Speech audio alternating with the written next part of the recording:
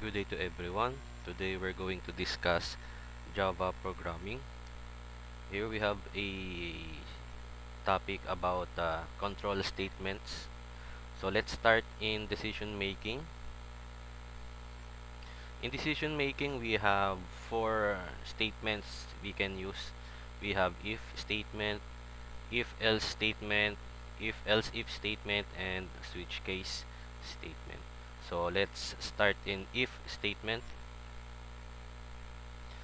So if statement is the most simple decision-making statement. It is used to decide whether a certain statement or block of statement will be executed or not.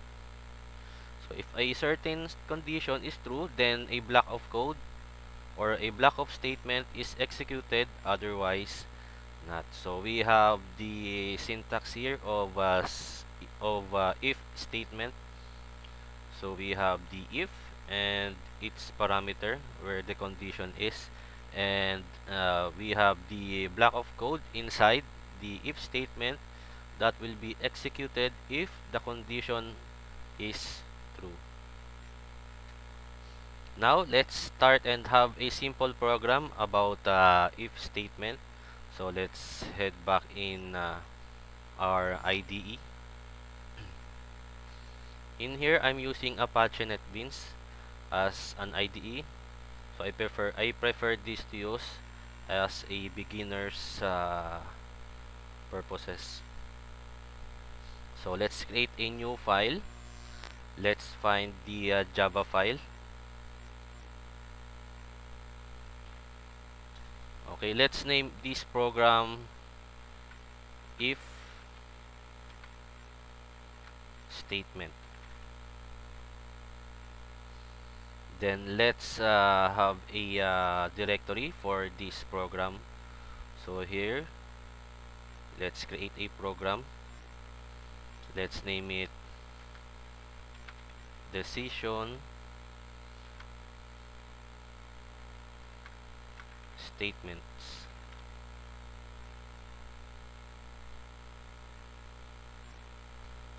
Inside this folder, let's save our file. Then let's hit finish to create the file of our program. Now that we have the file in our workspace, let's clear some line of codes. Let's clear out the unnecessary codes or comments. Then we have this public class as our main class of the program, and the main function or public static void main. Inside this function, let's create a variable. So let's say int x is equal to 10. Let's say we have a program that will identify if the value of x is less than 15.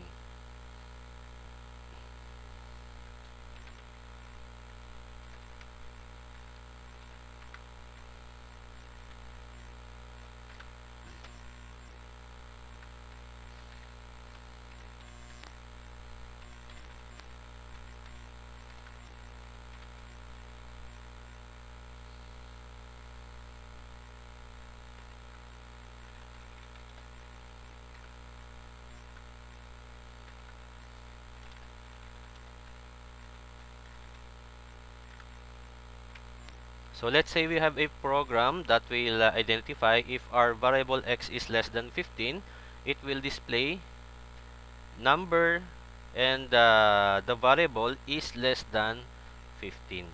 Otherwise, it will display nothing.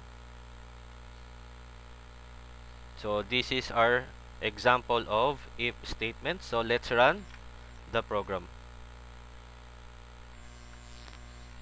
And as you can see, because our variable x is 10 and it is less than 15, it displays number 10 is less than 15.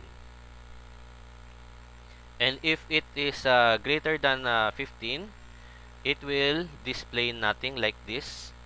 So we change the value of x as 10 into 16, and let's run the program. If it will display an output.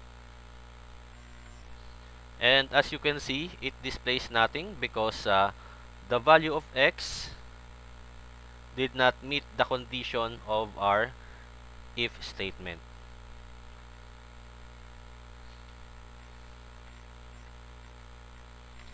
And this is the example of an if statement in Java programming.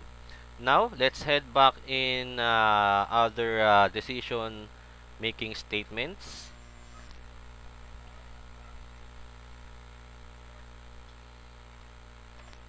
So we have if-else statement.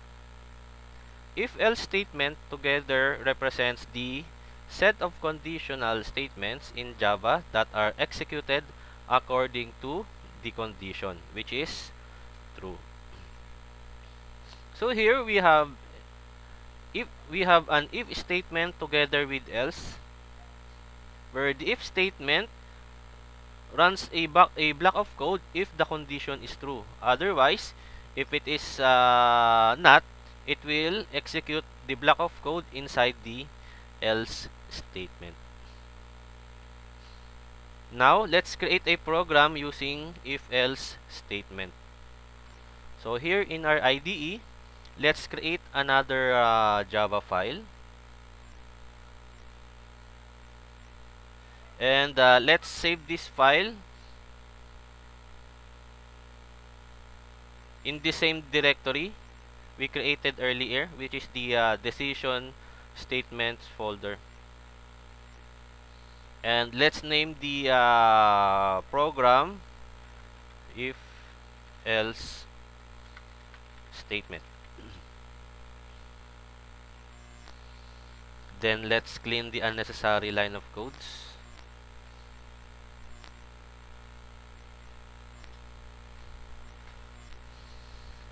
Now we have the file of if else statement. Then let's say we create a program that will identify if the grade of a student is passing grade or it is failing grade. So let's create a double variable or a decimal variable. So in decimal, we are using a float or a double. So let's use double. Then let's hit grade.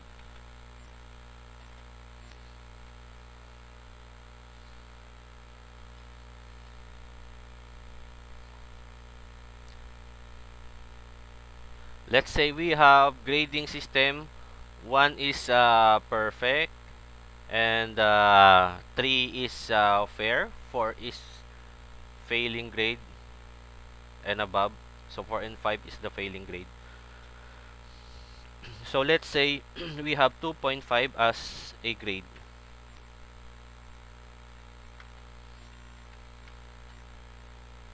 Then let's create if statement.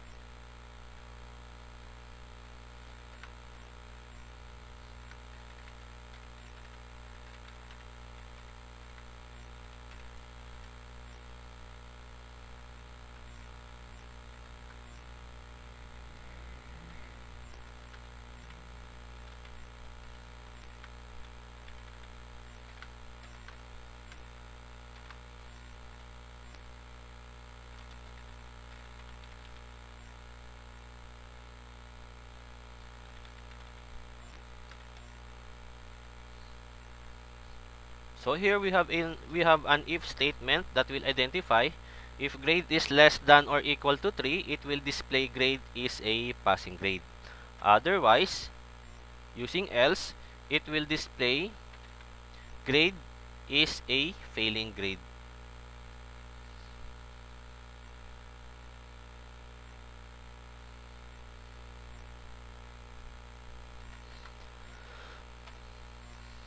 So let's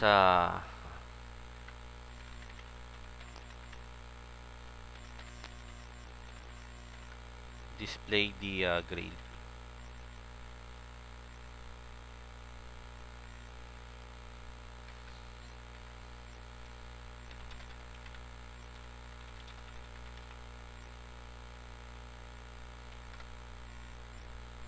And here we have the else that will accept all false result of condition that will display grade is a failing grade.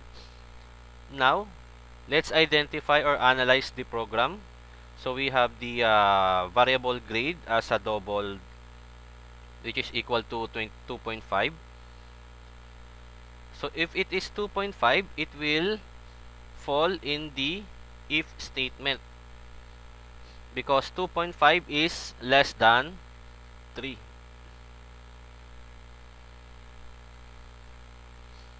So it will display 2.5 is a passing grade. So let's see if it is correct by running the program. And as you can see, it displays 2.5 is a passing grade. Now let's change the value of grade in to 4.0, and let's see if it will display a failing grade.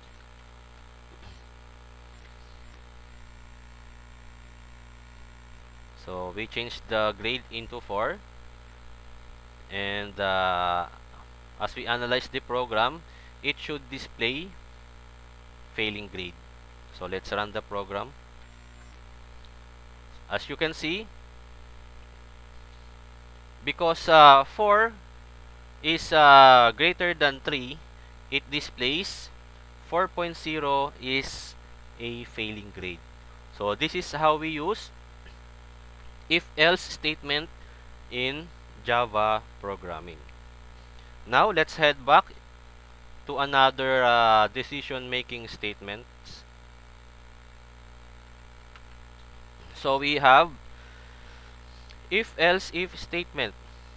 So if-else if statement is used to decide among multiple options.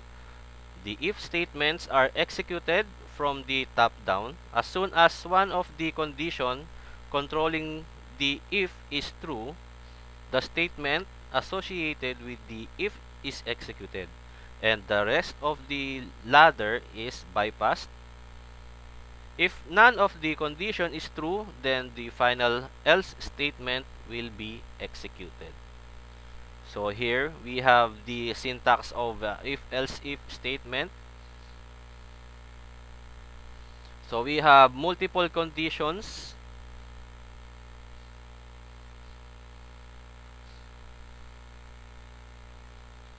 Now, let's try to create a program using if-else if statement.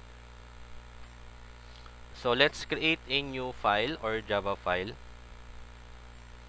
Then let's just save this together with the other decision-making statements we created earlier in the same folder. Then let's name this file if-else if statement. So just clean the unnecessary line of codes.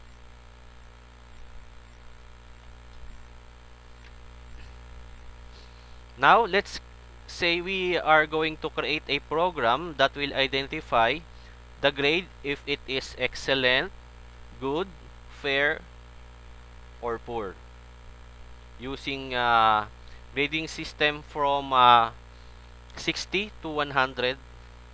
So let's create a variable. So let's say we have integer grade is equal to 89. Then let's create conditions using if-else if statement.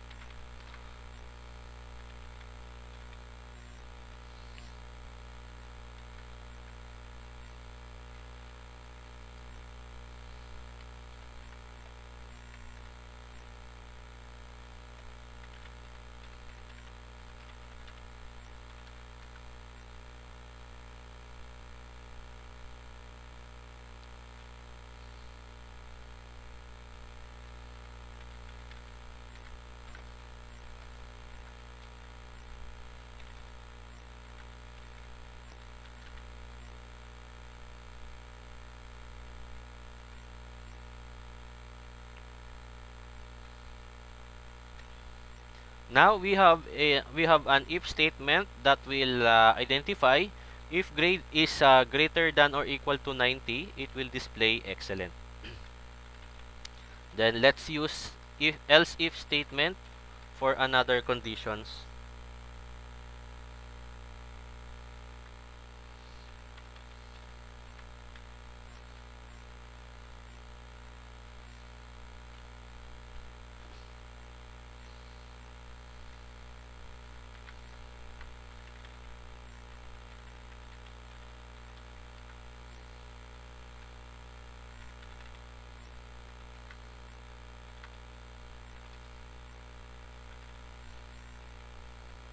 Then we have else if statement that will identify if grade is greater than or equal to 80, it will display grade is good.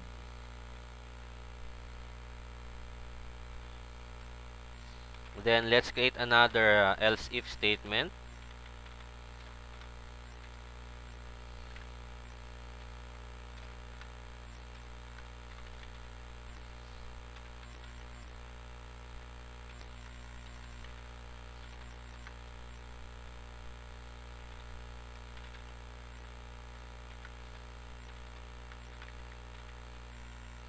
Then we have the third condition using else if statement that will identify if grade is greater than or equal to 75, it will display grade is fair. Then we have else that will display poor if the grade did not meet any conditions we created above.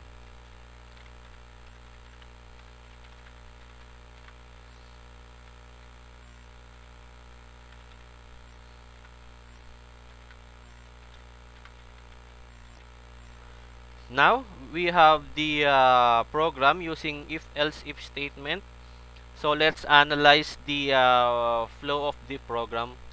So we have grade as an integer variable equal to 89. If grade is greater than or equal to 90, it will display excellent. Else, it will display 80 if grade is greater than or equal to 80. Then in the third condition, we have grade is greater than or equal to 75. Then, if the three conditions we created did not meet the required value using grade variable, it will fall in our else statement that will display grade is poor. Based on our analysis, grade is equal to 89. So it will fall in the first condition, which is grade is excellent. Now, let's run the program. If our analysis is correct. Okay, so I forgot. So it is 89, so it will fall in 80 to 89. So it will fall in second condition. So I have the wrong analysis in that part. So the output is 89 is good. So it falls in the second condition. Now let's say we put 74 in as value of the grade. So it should fall in the else, which is grade is poor. So let's save the file and run the program. Then as you can see, because we changed the grades variable into 74, the program falls into the output, which is 74 is poor. So this is how we are using if else if statement in Java programming. Now let's head back in the last decision making statement, which is the switch case statement. Switch statement is a multi-way branch statement. It is provided an easy way to dispatch execution to different parts of code based on value of the expression. So here we have the syntax of a switch statement where we have multiple cases and one default inside, and we are using expression as its parameter. So this expression is the basis on how we are going to select cases inside it. If the cases did not meet the expression provided in the parameter of switch, it will fall in the default. So it's like if if statement where we have else that holds the false result of conditions. In here, in switch case, we have default that holds the uh, false condition or the unmatched expression of the switch case. Now let's head back and in our IDE to create a sample program using switch case statement. So let's create another file, another Java file. Then let's just save this together with the other decision making statements program. Then let's name this as switch statement.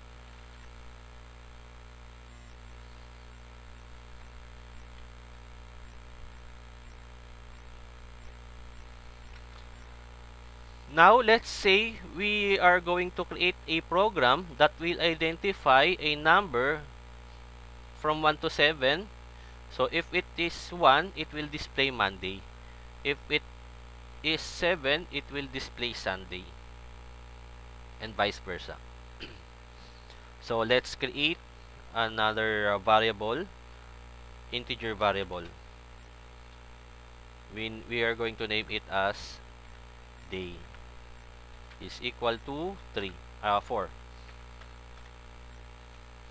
So using switch, we're going to use the day variable as its expression.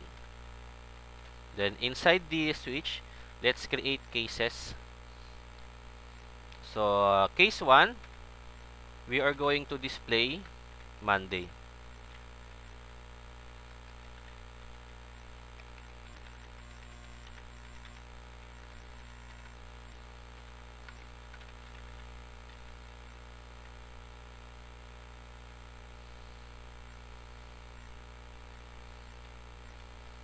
Don't forget to create a break inside each cases together with each cases, because this break will prevent other cases to be executed. Otherwise, if you did not use this, if the expression of switch falls into Monday, so the program will execute to display Monday to Sunday. So to prevent that, to prevent other cases to be executed, we use break.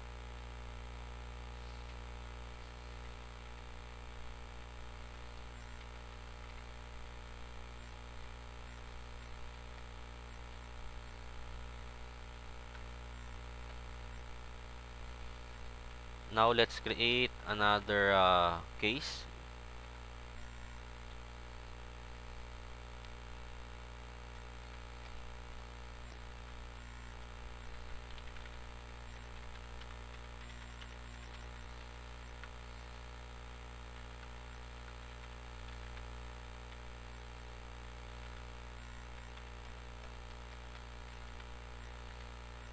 So let's create 3 as Wednesday.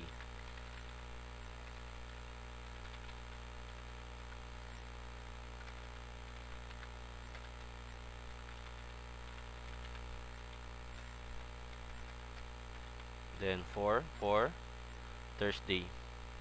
Okay, I forgot to put some break. So let's put something.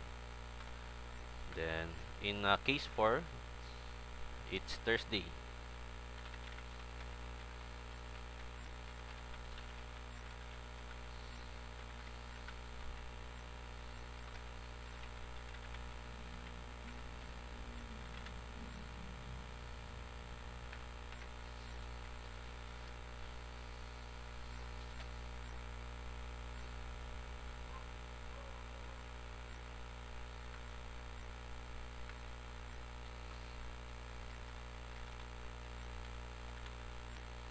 So for 5, it's Friday.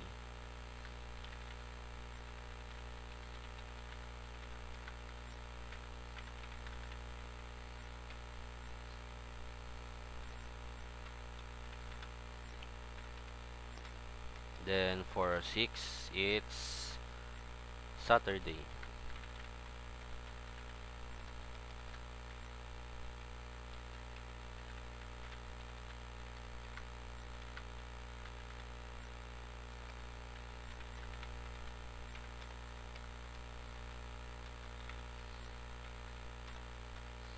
For 7, it's Sunday.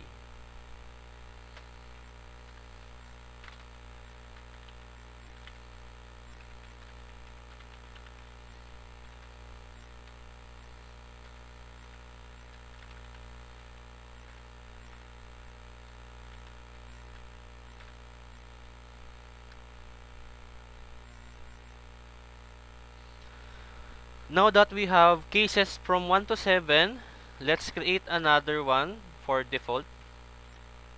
So it will hold the option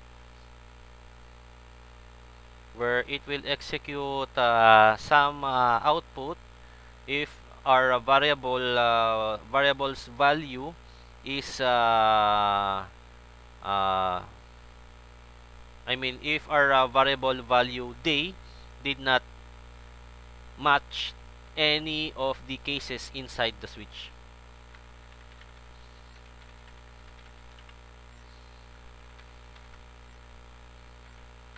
So let's say if the variable did not meet the cases inside the switch, we're just going to display NA. Something like that.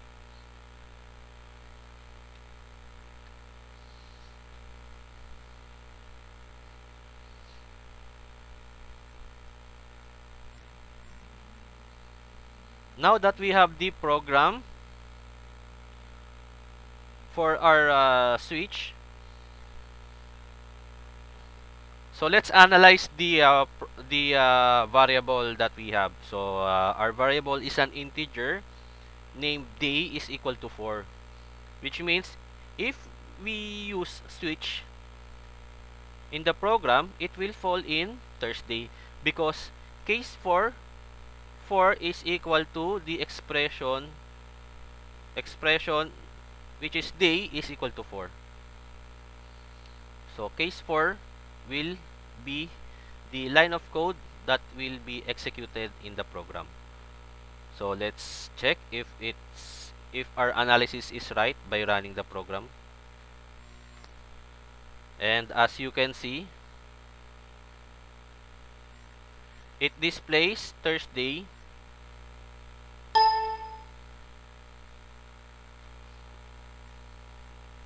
Now let's say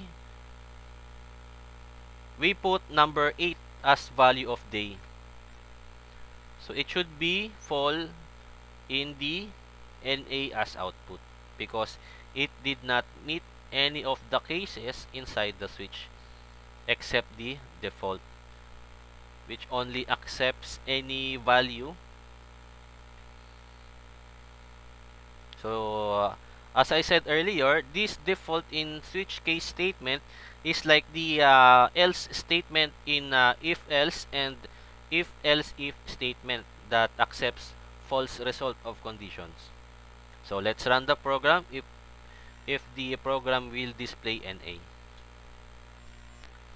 As you can see, it displays NA because it did not meet any of the cases inside the switch. So this is how we are using switch case statement in Java programming.